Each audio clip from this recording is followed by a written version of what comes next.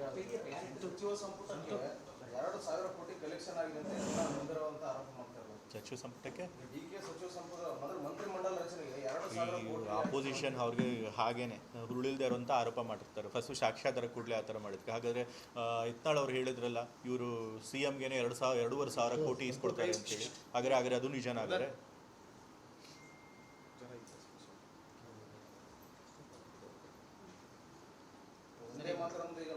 ಈಗ ವಂದೇ ಮಾತರಂ ಇಶ್ಯೂ ಏನಕ್ಕೆ ಇವಾಗ? ಈಗ 6 ಸ್ಟ್ಯಾನ್ಸಗಳು ಮಾಡೋದ್ರಿಂದ ಅವ್ರು ಏನು ನ್ಯಾಷನಲ್ ಸಾಂಗಲ್ಲಿ 6 ಸ್ಟ್ಯಾನ್ಸ್ಗಳನ್ನು ಸೇರಿಸೋದ್ರಿಂದ ಅವ್ರು ಏನು ಸಾಧಿಸ್ದಂಗೆ ಆಗುತ್ತೆ? ಬೇಕು ಅಂತ ನಿಜವಾದ ವಿಷಯಗಳು ಏನಿದೆ ಅದನ್ನು ಡೈವರ್ಟ್ ಮಾಡೋದಕ್ಕೆ ಈ ವಿಷಯ ತರ್ತಾ ಇದ್ದಾರೆ. First of all Vande ಮಾತರಮನ್ನು adapt ಮಾಡ್ಕೊಂಡಿದ್ದು ಮೊದಲನೇ ಬಾರಿ ದೇಶದಲ್ಲಿ ಅದನ್ನು ಒಂದು ಸ್ವಾತಂತ್ರ್ಯ ಹೋರಾಟದ ಒಂದು ಗೀತೆಯನ್ನಾಗಿ ಮಾಡ್ಕೊಂಡಿದ್ದು ಕಾಂಗ್ರೆಸ್ ಪಕ್ಷ 1896ರಲ್ಲಿ.